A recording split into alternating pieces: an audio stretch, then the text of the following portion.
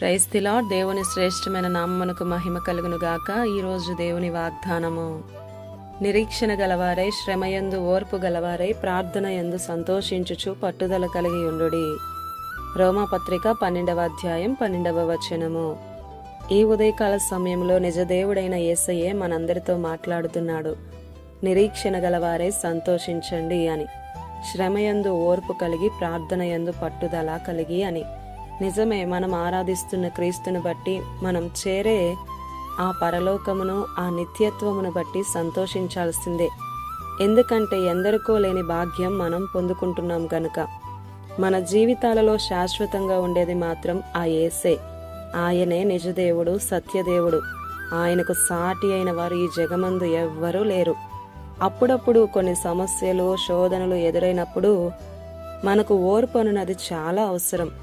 నలుదిక్కుల కష్టాలు చిదిమేస్తున్నను సరే, మనం ఎంతో నెమ్మదిగా ఉండగలిగేది ఆయన ప్రేమ, కనికరమును బట్టే. ప్రతి పరిస్థితిలోనూ ఆయన దగ్గరే మనకు నెమ్మది. అదే ప్రార్థన. మనం ఆరాధిస్తున్న దేవుడు ప్రార్థన ఆలకించువాడు, మన సమస్యల నుండి విడిపించువాడు, రక్షించేది కూడా ఆయనే.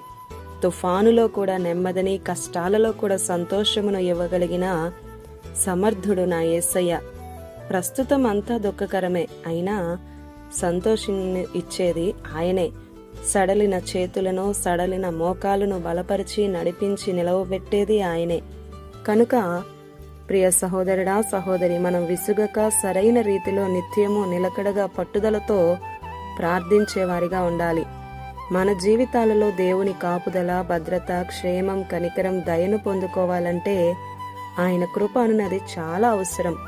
ఎవని మనసు అయితే ఆయన యందు నిలిచి ఉంటుందో అని. మన మనస్సు, మనము ఆయన మీదే ఆధారపడేవారిగా ఉంటే, దావీదుకు తోడై ఉన్నటువంటి దేవుడే ఈరోజు మనందరికీ తోడై ఉండి నడిపించునుగాక. ఆమేన్.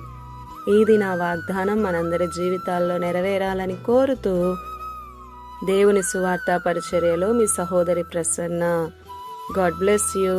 ఆమేన్.